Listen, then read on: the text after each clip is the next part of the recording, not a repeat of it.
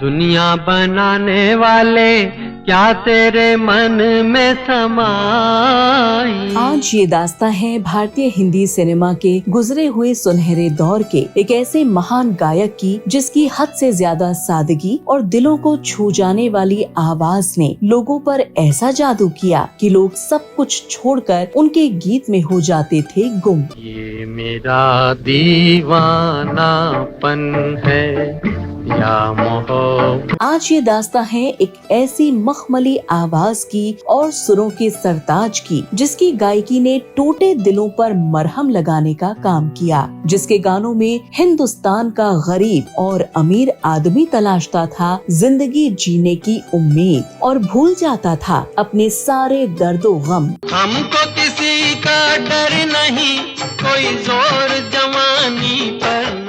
खूबसूरत आवाज का एक ऐसा महान गायक, जिसकी आवाज घोल देती थी हवा में मोहब्बत, जिसकी दीवानगी ऐसी थी कि सरहदों से दूर 7 समंदर पार भी लोग इस गायक से मिलने को रहते थे बेचैन। मेरी तमन्नाओं की तकदीर तुम संवार दो। दोस्तों, आज बात होगी हिंदी सिनेमा के बेहद चर्चित और लोकप्रिय एक ऐसे प्लेबैक सिंगर की, जो बन गया था हमेशा हमेशा के लिए हिंदी सिनेमा के दिग्गज अभिनेता राज कपूर की जिंदगी भर की परछाई। मेरा जूता है जापानी, ये पतलून इंग्लिस्तानी, सर पे लाल टोपी रूसी। और कैसे आगे चलकर इस गायक की मौत ने राज कपूर को बना दिया था वो गूंगा अभिनेता, जिसके दर्द से राज कपूर हो गए थे बिल्कुल खत्म। जाने कहाँ गए वो दिन।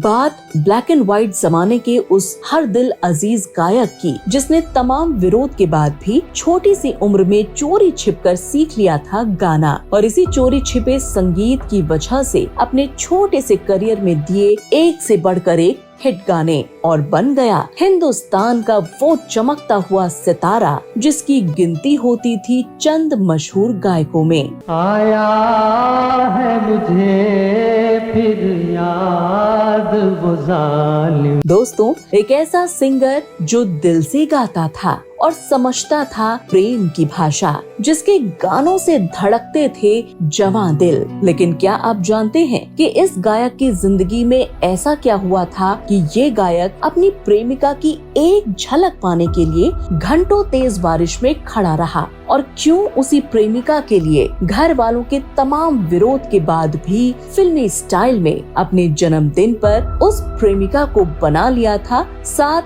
जन्मों का साथी। दिल का हाल सुने दिल वाला, सीधी सी बात न मिर्च मसाला कह के दे। दोस्तों, और क्या आप ये भी जानते हैं कि ये जादुई गायक अपने गाने को बेहतर और सर्वोपरि बनाने के लिए रिकॉर्डिंग से पहले रहता था कई दिनों तक भूखा प्यासा, और इनके इन्हीं गानों में आवाज में वो जादू था कि उसे सुनकर बीमार भी हो जाते थे एकदम फिट। किसी की मुस्कुराहटों पे हो निसार, किसी का दर्द। लेकिन दोस्तों, जिंदगी में सब कुछ होने के बाद भी इस महान गायक के साथ ऐसा क्या हुआ कि इनकी जिंदगी दुख दर्द के इस मुहाने पर पहुंच गई, और इनकी जिंदगी ऐसी बदहाली और तंगी में गुजरी कि इस गायक को कई कई दिनों तक खाना पीना भी नहीं होता था नसीब। और भारतीय हिंदी सिनेमा इंडस्ट्री के सारे लोगों ने कर दिया था इस गायक से किनारा। मैं पल दो पल का शायर हूँ, पल दो पल में। दोस्तों, जिस गायक के सामने, उसकी आवाज के सामने दुनिया ने अपना सर झुकाया, उस गायक की ऐसी बदहाली और दुर्गति हुई कि आर्थिक तंगी के चलते इस गायक के बच्चों को निकाल दिया गया था हमेशा के लिए स्कूल से बाहर। तो वही जिंदगी में हर तरफ से दुख दर्द की मार और लाचारी झेल रहे इस गायक को एक सब्जी वाले के सामने फैलाने पड़ गए थे अपने हाथ। दोस्तों, इस महान गायक की जिंदगी ने इनके साथ वो जुल्म सितम का खेल खेला कि इस गायक को अपनी आखिरी सांस तक गाना पड़ा था गीत, जिस संगीत की वजह से इस गायक को जो कामयाबी और लोकप्रियता मिली थी, क्यों आगे चलकर इस गायक को भुला दिया दुनिया वालों ने। बताएंगे और भी बहुत कुछ इस आवाज के जादूगर की लोकप्रियता और दुख दर्द और दुनिया के जुल्मों सितम की पूरी कहानी। तो आप बने रहिए हमारे साथ वीडियो के अंत तक। जीना यहाँ मरना यहाँ इसके सिवा। नमस्कार, आदाब, आभार। आज बॉलीवुड नॉवेल के इस खास वीडियो में हम बात कर रहे हैं ब्लैक एंड व्हाइट जमाने के बेहद सरल, सहज और दिलों को छू लेने वाले एक ऐसे गायक की, जिसकी आवाज ने दुनिया को सुनाया सुरों का वो संगीत जिसके जादू से आज तक बाहर नहीं आ पाया है पूरा हिंदुस्तान। जिंदगी में अपने दुख और तकलीफ से लड़ते लड़ते इस गायक को ये मुकाम हासिल हुआ और दुनिया के लाखों करोड़ों लोगों की पसंद बने इस गायक को दुनिया ने पहचाना मुकेश कुमार के नाम से। कहीं दूर जब दिन ढल जाए सांझ। मुकेश ने अपनी गायकी के दम पर मुर्दा दिलों में जान फूंक दी थी, जिनकी आवाज नाउमीदी के अंधेरे में मोहब्बत का दिया रोशन करती थी। वो सिर्फ एक आवाज नहीं थी, बल्कि जादू थी जो अपनी ओर लोगों को खींच लाती थी। उनके गाने आज भी सदाबहार हैं। लेकिन दोस्तों, कौन थे मुकेश कुमार? कैसे बेहद सरल, साधारण और शांत नजर आने वाले मुकेश कुमार पहुंच गए बुलंदी के ऐसे मुकाम पर जहां देश और विदेश में उनकी दमदार आवाज के लोग दीवाने हो गए। कैसे एक छोटी सी कंपनी में काम करने वाला लड़का पहुंच गया उस जगह जहां हजारों लोग अपने सपने को साकार होने के इंतजार में बैठे रहते हैं। कैसा था मुकेश कुमार का फिल्मी सफर और उनके मुश्किल दिनों में कौन बना उनका साथी? सारे पहलुओं पर हम बात करेंगे, लेकिन उससे पहले जानते हैं मुकेश कुमार के शुरुआती जीवन और उनकी पढ़ाई लिखाई के बारे में। दीवानों से ये मत पूछो। नमस्कार, आप सभी का स्वागत है बॉलीवुड नॉवेल के इस एपिसोड में।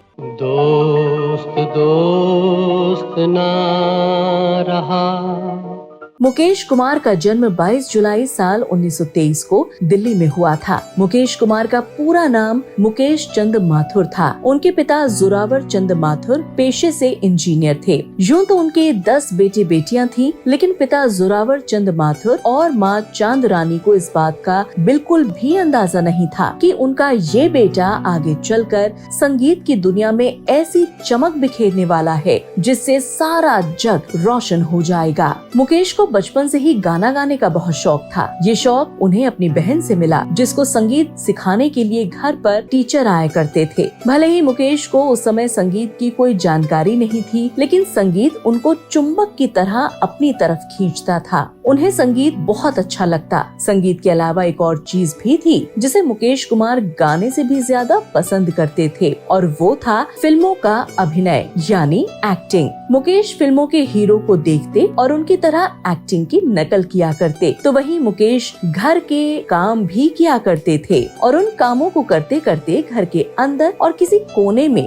गीतों को गुनगुनाते हुए अपना सारा काम निपटा लिया करते। ऐसी ही ये प्यारी सी आवाज पल पल निखर रही थी। मुकेश कुमार घर के अलावा अपने स्कूली दोस्तों को भी गाना सुनाया करते। समय गुजर रहा था, मुकेश भी समय के साथ अब बड़े हो रहे थे। भले ही मुकेश कुमार ने 10वीं तक की पढ़ाई की और इसके बाद PWD में क्लर्क की नौकरी वो करने लगे, लेकिन उन्हें अरबी और फारसी की अच्छी जानकारी थी। नौकरी करते हुए भी उन्होंने संगीत और एक्टिंग से नाता नहीं तोड़ा। वो मौका मिलते ही अपने अंदर की इस प्रतिभा का प्रदर्शन करने से नहीं चूकते थे। मुकेश कुमार की भले ही नौकरी लग गई हो, लेकिन कुदरत भी यही चाहती थी कि उनके अंदर छिपी प्रतिभा यूं ही समाप्त न हो जाए। इसके लिए उनके सामने एक ऐसा संयोग बना जिससे न सिर्फ उनकी दुनिया बदलने वाली थी, बल्कि देश के दामन में भी एक चमकता हुआ सितारा बढ़ गया था। मुकेश कुमार का संगीत की दुनिया में आने का संयोग या यूं कहें कि रास्ता उनकी बहन की शादी से बना। मुकेश साहब की बहन की शादी थी। बारात में मशहूर एक्टर प्रोड्यूसर मोतीलाल भी आए थे उन दिनों शादी के दौरान कई तरह की रस्में होती थीं, जिससे शादी पूरी होने में बहुत समय लग जाया करता था और यही समय मुकेश कुमार के लिए उनकी जिंदगी बदलने वाला समय बनने वाला था। दरअसल जब शादी में फेरों के लिए देरी थी, ऐसे में बारातियों के मनोरंजन के लिए मुकेश कुमार को आगे कर दिया गया ताकि वो अपने गीत से थोड़ी देर सबका मन बहला सकें। लेकिन किसी को इस बात की जरा भी भनक नहीं थी कि ये आवाज सिर्फ मन बहलाने के लिए नहीं, बल्कि सीधे लोगों के दिलों में उतर जाने वाली है। मुकेश कुमार ने जब अपनी बेहद सुरीली और सौम्य आवाज से गाना शुरू किया तो लोग शादी की बाकी चीजें छोड़कर इनकी आवाज की ओर खींचे चले आए। जो जहां था वहीं से इनके गाने सुनने लगा। देखते ही देखते लोगों में उत्साह पैदा हो गया और इस भीड़ में मोतीलाल भी थे, जिन्हें मुकेश की आवाज इतनी पसंद आई कि उन्होंने गाना खत्म होते ही मुकेश साहब से कहा कि तुम यहाँ क्या कर रहे हो, मेरे साथ चलो, मैं तुम्हारी जिंदगी सुधार दूंगा। मुकेश कुमार के लिए ये शब्द किसी बंजर जमीन पर बारिश की बूंद की तरह थे, क्योंकि वो भी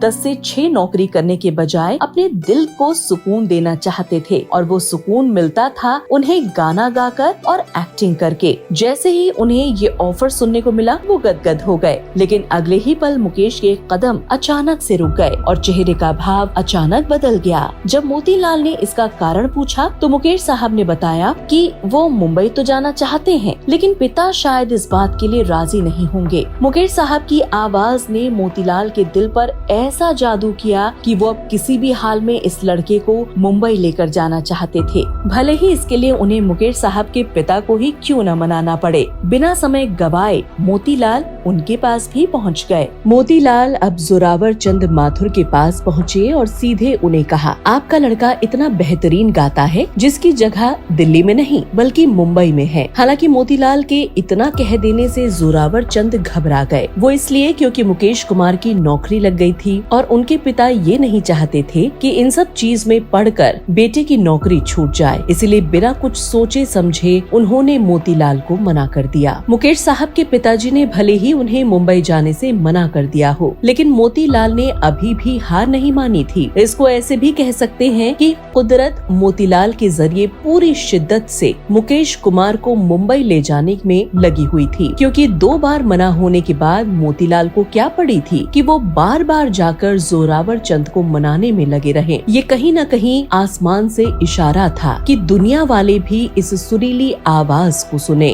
खैर, जब मुकेश साहब के पिताजी ने मना कर दिया तो मोतीलाल उनके ताऊ के पास गए और उनसे जोरावर चंद को समझाने के लिए कहा। ताऊ जी ने जब उन्हें समझाया तब वो मान गए। उस वक्त मुकेश साहब सिर्फ 17 साल के थे। मोतीलाल मुकेश साहब को न सिर्फ मुंबई लेकर गए बल्कि रहने को भी घर दिया। मोतीलाल की कोई औलाद नहीं थी तो अब वो मुकेश साहब को ही अपने बेटे की तरह समझने लगे। हालांकि मोतीलाल को मुंबई के सारे हालात पता थे और उन्हें जिंदगी का अनुभव भी था, इसलिए उन्होंने मुकेश साहब से एक बात कही। उन्होंने कहा कि तुम्हें हर सुख सुविधा मिलेगी, खाना मिलेगा, पहनने को कपड़े मिलेंगे, लेकिन पैसा एक नहीं मिलेगा। इंडस्ट्री में अगर काम चाहिए तो तुम्हें खुद के दम पर हासिल करना होगा। तुम्हें अपनी पहचान खुद बनानी पड़ेगी। मैं इसमें तुम्हारी कोई मदद नहीं करूंगा और न ही कोई कॉन्ट्रैक्ट दूंगा। मोतीलाल जानते थे कि भले ही वो मुकेश साहब को गांव से उठाकर शहर लाए हों और अपना बेटा मानते हों, लेकिन अगर इस समय उन्होंने मुकेश को मेहनत करने से रोका और सारी सुख सुविधाएं दे दी तो आगे कुछ नहीं हो पाएगा। ऐसे में उन्हें अगर कुछ बनाना है और अपने पैरों पर खड़ा होना है तो यही एक सही रास्ता है। मुकेश साहब की भी ये बात समझ आ गई और उन्होंने जमकर मेहनत करना शुरू कर दिया। मोतीलाल ने मुकेश साहब की आवाज को और निखारने के लिए पंडित जगन्नाथ प्रसाद से संगीत की शिक्षा दिलाना शुरू कर दिया। यहीं से मुकेश साहब का संगीत की बारीकियां सीखने का सिलसिला शुरू हो गया। अब वो वक्त आ चुका था जब मुकेश कुमार को पहली फिल्म मिली जिसका नाम था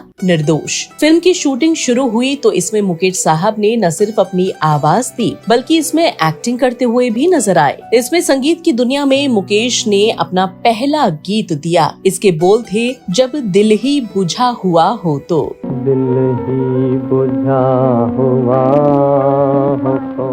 अब ये फिल्म रिलीज हुई ये साल था 1941 का। मुकेश को इस फिल्म से बहुत उम्मीद थी, लेकिन ऐसा हुआ नहीं और फिल्म कुछ खास नहीं कर सकी और इस फिल्म से मुकेश को हताशा हाथ लगी। लेकिन मुकेश कुमार का कॉन्ट्रैक्ट रंजीत मूवी टोन से था। ऐसे में उनकी 2 फिल्में और आई, दुख सुख और आदाब अर्ज। इसमें भी मुकेश कुमार ने अभिनय किया। भले ही मुकेश कुमार को एक्टिंग पसंद थी, लेकिन उनकी नियति और किस्मत में शायद अभिनय था ही नहीं। मुकेश कुमार के अभिनय से सजी ये फिल्म अंधकार में डूब गई। ये फिल्में भी नहीं चल सकी और अब वो समय आ चुका था कि रंजीत मूवी टोन से उनका कॉन्ट्रैक्ट खत्म हो चुका था। हालांकि इनका ये कॉन्ट्रैक्ट आगे बढ़ सकता था, लेकिन और लगातार फिल्मों में असफलता की वजह से इस कंपनी ने उनका कॉन्ट्रैक्ट नहीं बढ़ाया। यानी जहां से मुकेश कुमार को जेब खर्च के रूप में कुछ पैसे आ रहे थे, वो आमदनी का जरिया अब पूरी तरह से बंद हो चुका था। मुकेश कुमार जब अपनी फिल्म दुख सुख की शूटिंग कर रहे थे, उस दौरान उनकी मुलाकात दिग्गज अभिनेता राज कपूर से हुई। उस समय राज कपूर अपनी फिल्म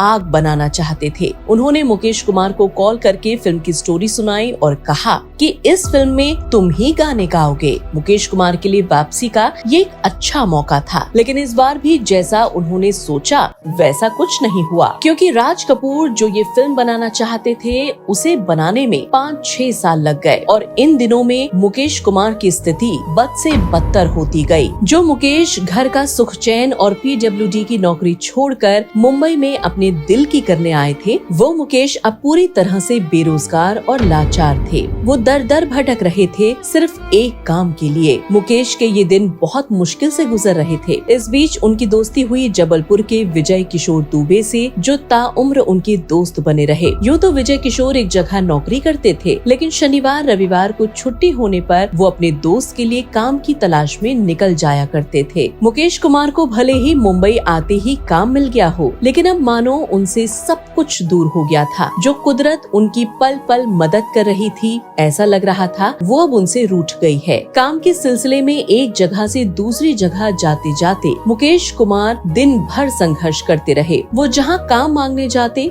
तो कोई उन्हें ये कहकर वहाँ से वापस भेज देता कि हमें नए लोगों की जरूरत नहीं है, तो कोई बिना बात सुने ही उन्हें उल्टे पांव लौटा देता। एक जगह तो उनसे ये तक कह दिया गया कि बताओ तुम क्या बेचने आए हो। ये सारे सवाल मुकेश कुमार को तीर की तरह लग रहे थे। कोई मुकेश को दूसरी जगह काम देखने की बात करता तो कोई सलाह देता कि अभी देर नहीं हुई है, वापस अपने घर लौट जाओ और कोई अच्छा रोजगार कर लो। इन सब बातों से मुकेश कुमार का दिल जरूर दुखता, लेकिन उन्होंने हार फिर भी नहीं मानी। संघर्ष के दिन यूं ही बीत रहे थे कि उनकी मुलाकात बांसुरी संगीत के उस्ताद पन्नालाल घोष से हुई। उन्होंने मुकेश कुमार को मौका देने की बात कही। ये बात सुनकर मुकेश कुमार के दिल में मायूसी और लाचारी के अंधेरे में एक उम्मीद का दिया जल गया, लेकिन ये दिया कुछ देर रोशन होता उससे पहले ही बुझ गया। दरअसल मुकेश कुमार ने पन्नालाल के लिए अब गाने की रिहर्सल शुरू कर दी थी। कुछ दिन ऐसा हुआ और इसके बाद जब रिकॉर्डिंग का समय आया तो पन्नालाल ने उन्हें गाना गाने से मना कर दिया।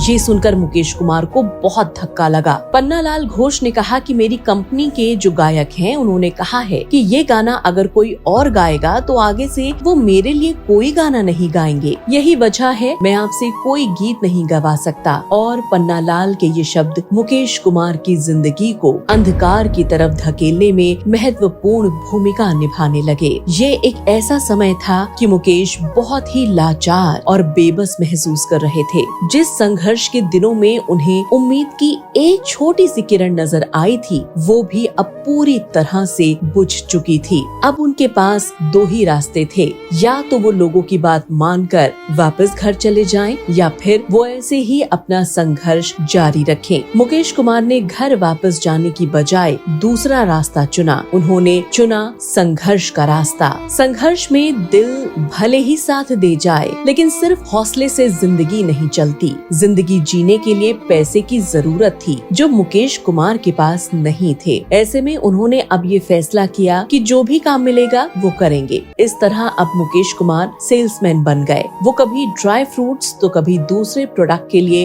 अलग अलग जगह पर जाते। सेल्स के जरिए उन्हें कुछ पैसे मिलने लगे। अब वो एक और प्रोडक्ट को अलग अलग जगह जाकर प्रचार करते तो दूसरी ओर जहाँ भी ऑडिशन होता वो उसमें हिस्सा लेने जाते। ऐसा नहीं था कि इस अनजान और भीड़ भाड़ से भरे शहर में मुकेश कुमार का कोई भी नहीं था। मोतीलाल उनके संघर्ष को बहुत गहनता और दिल से देख रहे थे और उन्हें इस बात का फख्र था कि मुकेश बिना किसी शिकायत के पूरी शिद्दत के साथ अपना रास्ता ढूंढ रहे हैं। ये वो दौर था जब मोतीलाल का अच्छा खासा नाम था, उनकी फिल्में चल रही थीं, वो अपनी फिल्मों में खुद ही अभिनय करते और गीत भी गाते। वो किसी और से अपने लिए गीत नहीं गवाते थे, लेकिन जब उन्होंने ये सोचा या फैसला किया कि अब पहली बार उनके लिए मुकेश कुमार गाना गाएंगे। साल था 1945 और इस साल 2 फिल्में आईं, मूर्ति और पहली नजर। इस फिल्म से मोतीलाल ने अपने दमदार अभिनय से खूब वाहवाही लूटी। वहीं गाने में उनकी आवाज बने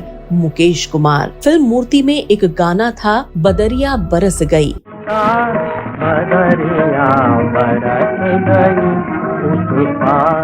इस गाने में खुर्शीद और हामिदा बानो ने आवाज दी, लेकिन जब गाने में इन दोनों के बाद मुकेश कुमार का अंतरा आया तो ये सीधा दर्शकों के दिलों में उतर गया। अब लोगों का ध्यान मुकेश कुमार की ओर गया।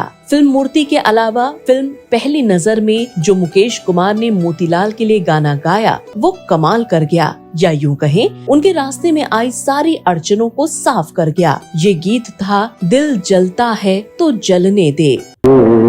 जलता है तो जलने दे। ये उन दिनों की बात है जब के.एल. सहगल उस दौर का बहुत बड़ा नाम हुआ करते थे। उनके अभिनय और गायकी के लाखों दीवाने थे। इनमें से एक दीवाने मुकेश कुमार भी थे, जिन्हें के.एल. सहगल साहब का अंदाज और आवाज दोनों ही भाती थी। जब मुकेश कुमार ने दिल जलता है गाया तो लोगों को ऐसा महसूस हुआ कि इस गाने को के.एल. सहगल साहब ने गाया है। हद तो तब हो गई जब खुद के.एल. सहगल साहब भी कंफ्यूज हो गए। दरअसल जब ये गाना आया तो मुकेश की गायकी के इस अंदाज की चर्चा किसी ने के.एल. सहगल से भी कर दी। के.एल. सहगल ने जब गाना सुना तो वो हैरान रह गए, कहने लगे ताज्जुब है, मुझे याद नहीं आ रहा कि मैंने ये गाना आखिर कब गाया। इस गाने के पीछे भी एक कहानी है। दरअसल फिल्म के निर्माता मजहर खान ने इस गाने को फिल्म में रखने से इनकार कर दिया था। उनका कहना था कि मोतीलाल का कैरेक्टर इस फिल्म में बेहद चंचल स्वभाव का है, ऐसे में ये दर्द भरा गीत उन पर सूट नहीं करेगा। लेकिन जब ये बात मुकेश कुमार को पता चली तो उन्होंने मजहर खान को मनाने की बहुत कोशिश की। हालांकि मजहर खान मुकेश की बात सुनकर इस गीत को फिल्म में शामिल करने के लिए राजी तो हो गए, लेकिन उन्होंने इसके लिए एक शर्त रखी। उन्होंने कहा कि ये गाना फिल्म में सिर्फ 7 दिनों तक ही रखा जाएगा। अगर लोगों ने इसे पसंद किया तभी उसको आगे रखेंगे, वरना हटा देंगे। मुकेश कुमार इस बात से राजी हो गए, लेकिन जब फिल्म रिलीज हुई और गाना लोगों तक पहुंचा तो इसकी नौबत ही नहीं आई। लोगों ने गाने को भरपूर प्यार दिया और खूब पसंद किया। इस गाने से मुकेश कुमार के करियर का रास्ता खुल गया था, लेकिन इस गाने में के.एल. सहगल साहब की छाप थी, जिससे मुकेश कुमार को बाहर निकलना था। इसके बाद उन्होंने अपने गाने का अंदाज बदला और उनकी आवाज में दर्द भरे नगमे लोगों को डुबोते चले गए। मुकेश को अपने अंदाज में गवाने का श्रेय संगीतकार नौशाद को दिया जाता है। वहीं नौशाद के बाद ही बाकी संगीतकारों ने भी एक खास किस्म की गायकी के लिए मुकेश कुमार को चुना। मुकेश कुमार ने अपना तर्ज यूं बदला कि वो एक समय तो अभिनेता राज कपूर साहब की आवाज ही कहे जाने लगे। 50 के दशक में मुकेश ने राज कपूर के लिए कई गाने गाए थे। राज कपूर ने फिल्म आग से एक्टिंग करियर की शुरुआत की थी और इस फिल्म के भी कुछ गाने मुकेश ने ही गाए थे। ये वही फिल्म थी जिसके गाने उन्होंने मुकेश से गवाने की बात कही थी। राज कपूर के लिए सुपरहिट गाने देने के बाद दोनों में अच्छी दोस्ती हो चुकी थी। 1959 में आर.के. स्टूडियो निर्मित फिल्म बरसात में मुकेश के छोड़ गए बालम और पतली कमर है जैसे गीतों ने उनकी लोकप्रियता 7 समंदर पार तक पहुंचा दी। तोड़ गए बालम, तोड़ गए बालम, पतली कमर है तिरछी नजर है, पतली कमर है तिरछी नजर है। वही साल 1951 में आर.के. स्टूडियो की आवारा फिल्म रिलीज हुई, जिसने सफलता के कई झंडे गाड़े। आवारा में शैलेंद्र के लिखे और शंकर जयकिशन के संगीतबद्ध किए आवारा हूँ मैं गीत को जब मुकेश ने अपने स्वर दिए तो इस गीत ने लोकप्रियता का नया इतिहास लिख दिया। आवारा हूँ, आवारा हूँ। रूस में तो ये गाना आज भी बहुत पसंद किया जाता है। आवारा हूँ, आवारा हूँ, मैं तो आसमान का तारा हूँ, आवारा हूँ। इसके बाद मुकेश रुके नहीं और श्री 420 से मेरा नाम जोकर और सत्यम शिवम सुंदरम तक राज कपूर की फिल्मों का लगातार हिस्सा बने रहे। मुकेश का अंतिम गीत चंचल, शीतल, निर्मल, कोमल भी RK स्टूडियो की फिल्म सत्यम शिवम सुंदरम का है। चंचल, शीतल, निर्मल, कोमल संगीत। राज कपूर और मुकेश कुमार की जोड़ी इतनी हिट थी कि जब मुकेश कुमार का देहांत हुआ तो राज कपूर बेहद सदमे में चले गए। उन्होंने मुकेश कुमार की मौत पर प्रतिक्रिया देते हुए कहा कि आज मेरी आवाज चली गई है। राज कपूर सिर्फ खुद के लिए ही नहीं बल्कि वो चाहते थे कि फिल्म बॉबी के लिए भी गाने मुकेश ही गाएं, लेकिन मुकेश ने मना कर दिया। उनका कहना था कि फिल्म के लिए चिंटू यानी ऋषि कपूर अभी छोटे हैं और फिल्म के गाने के लिए उनसे बेहतर शैलेंद्र सिंह होंगे। शैलेंद्र सिंह ने इस फिल्म में न सिर्फ गाने गाए बल्कि गाने हिट भी हुए। उस समय राज कपूर मुकेश के इस पारखी नजर से बहुत खुश हुए थे। मुकेश कुमार को कुल 4 फिल्म फेयर अवार्ड्स मिले हैं, लेकिन जो सबसे ज्यादा हैरान करने वाली बात है वो ये कि मुकेश के गीतों को सबसे ज्यादा लोकप्रियता जहां RK स्टूडियोज की फिल्मों से मिली, वहीं उन्हें राज कपूर द्वारा निर्मित किसी भी फिल्म के गीतों के लिए कोई भी बड़ा पुरस्कार नहीं मिला। हालांकि मुकेश को मिले 4 फिल्म फेयर पुरस्कारों में पहला फिल्म फेयर पुरस्कार जिस अनाड़ी फिल्म के लिए मिला उसके एक्टर राज कपूर ही थे और जिस गीत सब कुछ सीखा हमने के लिए ये पुरस्कार मिला वो राज कपूर पर ही फिल्माया गया था।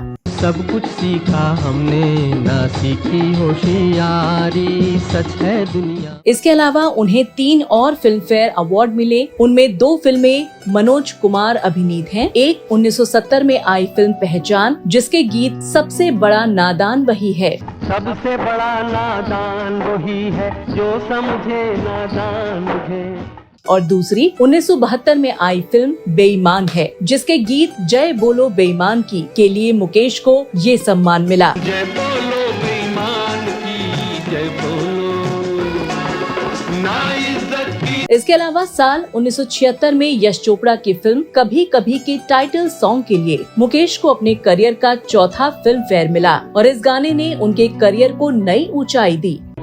कभी कभी मेरे दिल में ख्याल। मुकेश कुमार ने अपने फिल्मी गायन के सफर में एक से बढ़कर एक दिग्गजों के साथ मिलकर संगीत को उस ऊंचाई पर वो ले गए जहां से आज के गायकों का उनकी बराबरी कर पाना मुश्किल है। उन्होंने अनिल बिस्वास, हुस्नलाल भगतराम, खेमचंद्र प्रकाश, रोशन, बुलों सी रानी, मदन मोहन, जयदेव, सी रामचंद्र, सरदार मलिक, चित्रगुप्त, सचिन देव बर्मन, नौशाद से लेकर शंकर जयकिशन, लक्ष्मीकांत प्यारेलाल, कल्याण जी आनंद जी, खयाम, रवि, उषा खन्ना, राहुल देव बर्मन, सलील चौधरी, बप्पी लहरी, राजेश रोशन और रविंद्र जैन तक चोटी के संगीतकारों की धुनों पर गीत गाए। साथ ही राज कपूर, मनोज कुमार, राजेश खन्ना, शशि कपूर, जितेंद्र सहित दिलीप कुमार, धर्मेंद्र और अमिताभ बच्चन जैसे कई बड़े नायकों पर फिल्मांकित गीतों को अपनी आवाज दी। दर्द दिल पर मरहम लगाने वाले मुकेश कुमार दर्द भरे नगमों के बेताज बादशाह कहलाए। उनके गीतों में जितनी संवेदनशीलता दिखती है उतना ही वो निजी जीवन में भी संवेदनशील रहे। मुकेश की खास बात ये भी रही कि उन्होंने संगीत की बहुत ज्यादा विधिवत शिक्षा नहीं ली। कुछ दिग्गज गायकों को सुन सुनकर और गीत गा गा कर ही मुकेश ने खुद को भारत का लाडला गायक बनाया।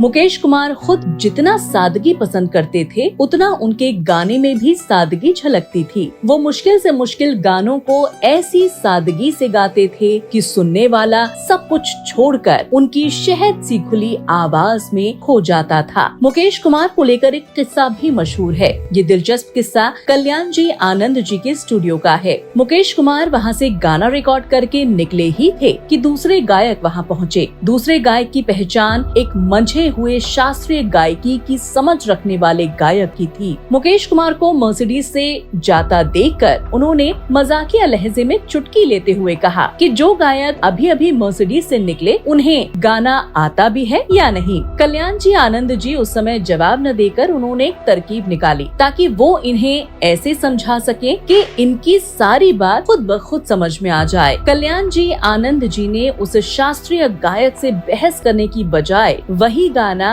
उस शास्त्रीय गायक को दे दिया। शास्त्रीय गायक ने पूरी शास्त्रीयता निभाते हुए उस गाने को गा दिया। अब कल्याण जी आनंद जी ने समझाया कि इस गाने में मुर्कियां नहीं है, आप सिर्फ सही सुरों में इसे गा दीजिए। रिकॉर्डिंग के कई टेक्स हो गए लेकिन मुर्कियां कम नहीं हुई। इसके बाद कल्याण जी आनंद जी ने बड़ी संजीदगी से उस शास्त्रीय गायक से कहा कि अब आपको समझ आया जो गायक थोड़ी देर पहले मर्सिडीज से गया उसकी क्या खासियत है। आसान गाना भी कहीं से आसान काम नहीं है। इसके बाद वो शास्त्रीय गायक अपनी कही बात पर शर्मिंदा हुए और उन्हें ये बात समझ आ गई। उस समय मुकेश कुमार जो गाना गाकर निकले थे वो गाना था चंदन सा बदन। चंदन सा बदन चंचल चितवन धीरे। हालांकि ऐसा भी नहीं कि मुकेश को शास्त्रीय संगीत की समझ नहीं थी। उन्होंने शास्त्रीय संगीत पर आधारित कई गाने गाए। उन गानों में भी उनकी सहजता ही सुनने वालों को भाती थी। 1962 में एक फिल्म आई थी संगीत सम्राट तानसेन। इस फिल्म के डायरेक्टर और संगीत निर्देशक S.N. त्रिपाठी थे। उन्होंने इस फिल्म में राग सोहनी पर एक गीत कंपोज किया जिसे मुकेश ने गाया। गाने के बोल थे झूमती चली हवा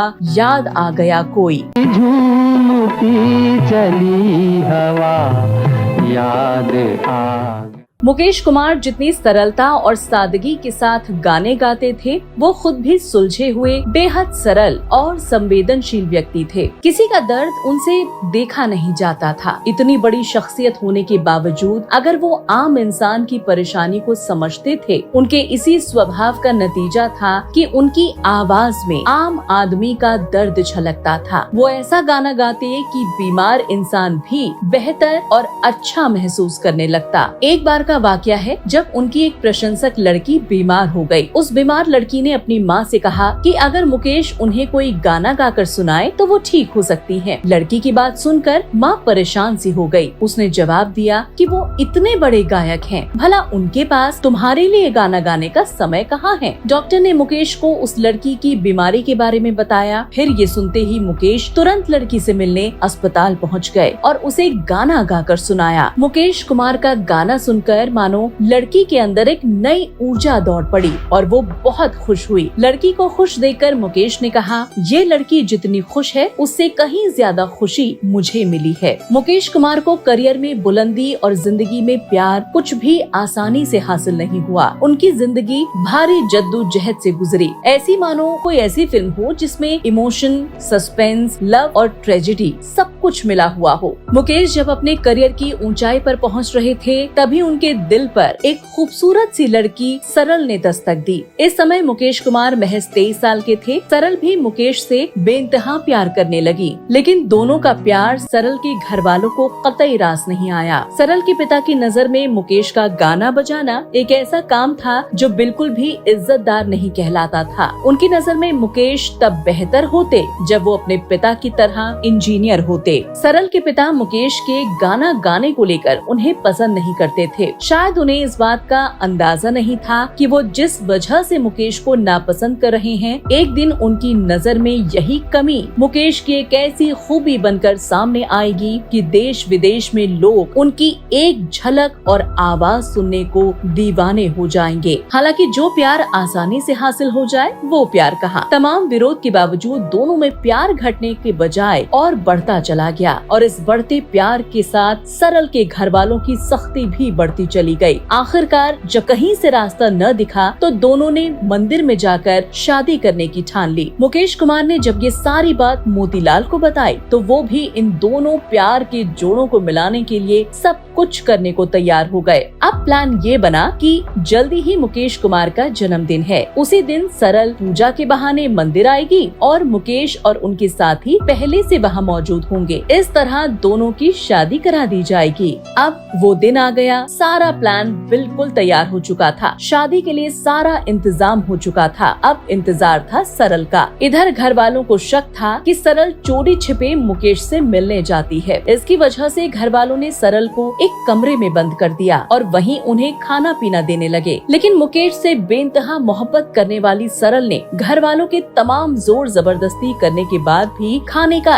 एक निवाला भी हाथ न लगाया। वो बार बार कहती रही कि उसका व्रत है, वो खाना नहीं खाएंगी, वो व्रत सिर्फ मंदिर जाकर ही खोलेंगी। आखिरकार भूखी प्यासी सरल को देखकर घर वालों को झुकना पड़ा और सरल को मंदिर भेजने के लिए राजी होना पड़ा। इसके बाद जैसे ही सरल मंदिर पहुंची, वहाँ पहले से ही सारा इंतजाम हो रखा था। इसके बाद दोनों की शादी हो गई। ये तारीख थी 22 जुलाई 1946, यानी इस दिन जब मुकेश का जन्मदिन मनाया जाता है तो उसी दिन उनकी शादी की सालगिरह भी होती है। मुकेश का सरल के प्रति इतना गहरा प्रेम था कि वो एक दिन सिर्फ अपनी मोहब्बत का दीदार करने के लिए तब तक सरल के घर के नीचे तेज बारिश में भीगते और कांपते रहे जब तक उन्हें सरल का चेहरा नजर नहीं आ गया। इसमें कोई दो राय नहीं है कि मुकेश कुमार एक ऐसी शख्सियत थे कि वो जो भी काम करते उसमें एकदम डूब जाते थे। शादी के बाद मुकेश कुमार के 5 बच्चे हुए, जिनमें नितिन मुकेश अपने पिता की ही तरह पार्श्व गायन में उतरे और कुछ यादगार गाने फिल्म इंडस्ट्री को दिए। सो गया ये जहां, सो गया आसमां।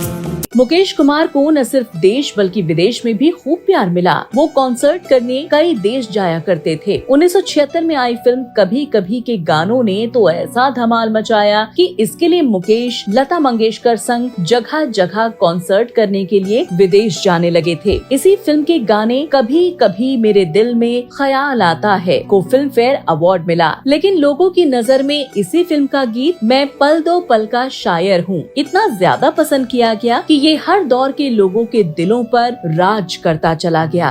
मैं पल दो पल का शायर हूँ, पल दो पल मेरी। मुकेश के इस गाने के प्रति दीवानगी का आलम ये है कि लेजेंडरी लेग स्पिनर भगवत चंद्रशेखर मुकेश के बहुत बड़े फैन थे। उन्हें जब कभी तत्कालीन कैप्टन सुनील गावस्कर को बूस्टअप करना होता था तो वो मुकेश के गाने सुनाया करते। भगवत के अलावा पूर्व भारतीय कप्तान और विश्व कप विजेता महेंद्र सिंह धोनी को मैं पल दो पल का शायर हूँ गाना बहुत पसंद है। धोनी को ये गाना इतना पसंद है कि उन्होंने अपने रिटायरमेंट की खबर भी इसी गाने के माध्यम से दी। मुकेश ने अपने 35 साल के फिल्म संगीत करियर में लगभग 525 हिंदी फिल्मों में लगभग 900 गीत ही गाए, जो रफी, किशोर कुमार और लता मंगेशकर की तुलना में बहुत ही कम है। लेकिन मुकेश के गाए गीतों की लोकप्रियता इतनी ज्यादा रही कि अक्सर लोग यही समझते हैं कि मुकेश ने भी हजारों फिल्मों में गीत गाए होंगे। ये बात ये दर्शाती है कि भले ही उनका करियर छोटा रहा हो, लेकिन उनकी शोहरत और गायकी का वो जादू था कि आज भी वो हर धड़कते दिल की धड़कन बने हुए हैं। शायद ही कोई ऐसा हो जिसने उनके सुपरहिट गानों को गुनगुनाया ना हो। मुकेश कुमार की संगीत के प्रति ऐसी दीवानगी थी कि उनका जीवन उठते बैठते संगीत में ही गुजरा और जब मौत उन्हें अपने साथ ले जाने आई उस समय भी वो संगीत से जुड़े हुए थे। मुकेश साहब की मृत्यु 27 अगस्त 1976 को अमेरिका में हुई। मौत से कुछ घंटे पहले उनके साथ जो हुआ वैसा ही मोहम्मद रफी और किशोर कुमार के साथ भी देखने को मिला था और वो था दिल का दौरा। मुकेश 27 जुलाई 1976 को सिंगर लता मंगेशकर के ट्रूप के साथ अमेरिका गए थे, जहां उन्हें 1 महीने तक लाइव परफॉर्मेंस करनी थी। लेकिन जैसा उन्होंने सोचा था सब कुछ वैसा नहीं हुआ। 27 जुलाई की रात सब कुछ बदल गया। जहां एक और सभी उस कॉन्सर्ट को बेहतर बनाने के लिए जोर शोर से तैयारी कर रहे थे, तो वहीं कोई नहीं जानता था कि उस रात मौत दबे पांव मुकेश की ओर बढ़ रही थी। उस वक्त मुकेश अमेरिका के मिशिगन स्थित डिट्रॉइट में थे। यही वो जगह थी जहां उनका कॉन्सर्ट होना था। शाम के 4 बज रहे थे। मुकेश हारमोनियम पर रियाज कर रहे थे, इस बात से अनजान कि ये उनका आखिरी रियाज होगा। रियाज के दौरान ही उनकी हालत खराब होने लगी। ये देख बेटे नितिन मुकेश घबरा गए। वो भागते हुए हृदयनाथ मंगेशकर के पास पहुँचे, जो उस वक्त बहन लता मंगेशकर के साथ बैठकर कॉन्सर्ट के टाइम टेबल को लेकर बात कर रहे थे। नितिन मुकेश बहुत घबराए हुए थे और बुरी तरह से हाँप रहे थे। उन्होंने पहुँचते ही कहा कि पापा बुला रहे हैं। हृदयनाथ मंगेशकर तुरंत ही भागे भागे पहुँचे और देखा कि मुकेश दर्द से कराह रहे हैं। मुकेश बेहद दर्द में थे और पसीने से बुरी तरह तरबतर थे। उन्हें लेटाने की कोशिश की गई, पर असहनीय दर्द के कारण लेट पाना मुश्किल था। ऐसे में फौरन डॉक्टर को बुलाया गया। डॉक्टर ने देखते ही बता दिया कि हार्ट अटैक आया है। आनंद फानन में उन्हें अस्पताल ले जाया गया। यमराज आज मुकेश को अपने साथ ले जाने का पर फैसला कर चुके थे और जब मुकेश को भागम भाग में लिफ्ट में ले जाया गया तो लिफ्ट काम नहीं कर रही थी। ऐसे में व्हील चेयर मंगवाकर मुकेश को उस पर बैठाकर 20वीं मंजिल से नीचे उतारा गया। जिंदगी और मौत की जंग चल रही थी और पल पल देर होती जा रही थी। व्हील चेयर पर मुकेश के हाथों को कसकर पट्टे से बांधा गया ताकि वो गिरे नहीं। मुकेश के साथ बेटे नितिन मुकेश एम्बुलेंस में थे और अस्पताल जा रहे थे। तभी मुकेश के बेटे से हाथ में बंधा पट्टा खोलने के लिए कहा। नितिन मुकेश ने पट्टा तो नहीं खोला, पर उसे ढीला कर दिया। अब अस्पताल आ चुका था। मुकेश अपने बेटे से अलग होकर आईसीयू की ओर ले जाए जा रहे थे। शायद ये अब वो घड़ी थी कि मुकेश को समझ आ गया था कि वो अब हमेशा के लिए अपने परिवार से विदा लेने जा रहे हैं। अब शायद वो कभी वापस आकर अपनी फैमिली और अपने चाहने वालों से नहीं मिल पाएंगे। ऐसे में उन्होंने बेटे की तरफ हाथ उठाया। तब ऐसे लगा जैसे वो हमेशा के लिए अलविदा कह रहे हों। थोड़ा वक्त गुजरा और वो वक्त भी आ गया जब मुकेश की आवाज हमेशा हमेशा के लिए शांत हो गई, या यूं कहें कि कभी दोबारा सुनाई नहीं दी। उसी दिन शाम को 4 बजे मुकेश इस दुनिया से चल बसे। अब न वो बाप था जिसका हाथ पकड़कर नितिन मुकेश ने संगीत सीखा था, और न वो आवाज थी जिसे सुनकर लोग अपने हर दर्द और गम को भूल जाया करते थे। लाखों दिलों में प्यार की शमा जलाने वाले प्यारे मुकेश कुमार अपने चाहने वालों की आंखों में वो आंसू और खालीपन छोड़ गए थे जो बरसों भरा नहीं जा सकता। मुकेश साहब की अचानक मौत से हर कोई स्तब्ध था। उनका कॉन्सर्ट अधूरा ही रह गया, जिसे बेटे नितिन मुकेश ने सिंगर लता मंगेशकर के साथ मिलकर पूरा किया। कॉन्सर्ट शुरू हुआ तो बेटे नितिन मुकेश की आंखों से आंसू बह रहे थे, शरीर कांप रहा था और दिल रो रहा था, पर पिता के सम्मान की खातिर वो कॉन्सर्ट पूरा किया गया। बाद में नितिन और लता मंगेशकर दोनों ने मिलकर मुकेश के पार्थिव शरीर को फ्लाइट से इंडिया लेकर आए और यहाँ 30 अगस्त को सम्मान के साथ उनका अंतिम संस्कार किया गया। मुकेश कुमार की मौत की खबर सुनकर पूरा देश गमगीन था और उनमें से एक थे उनके जिगरी दोस्त मोहम्मद रफी। जैसे ही उन्हें अपने यार की मौत की खबर मिली तो वो टूट गए। वो उनके दीदार को बेचैन हो उठे। हालांकि मोहम्मद रफी की उस वक्त तबीयत खराब चल रही थी और डॉक्टर्स ने उन्हें बाहर निकलने से भी मना किया था, पर बात जब दोस्त की आई तो मोहम्मद रफी सब कुछ भूल गए। वो दोस्त के अंतिम संस्कार में पहुँचे और उन्हें आखिरी विदाई दी। रफी की आंखों के सामने वो सारे लम्हे घूमने लगे जो उन्होंने मुकेश के साथ बिताए थे। मुकेश कुमार साहब ने हमेशा जो भी गाने गाए अपने दिल से गाए। यही वजह है कि उनकी मौत के बाद भी उनकी रुमानी मखमली आवाज आज भी उनके चाहने वालों को उनकी मौजूदगी का एहसास दिलाती है। मुकेश कुमार की आवाज में जैसे सादगी और सौम्यता थी, वो शायद ही अब कभी सुनने को मिले। बॉलीवुड नॉवल की पूरी टीम और मैं इस महान हर दिल अजीज गायक को श्रद्धांजलि देते हैं। जी चाहे जब हमको आवाज दो, हम हैं वहीं।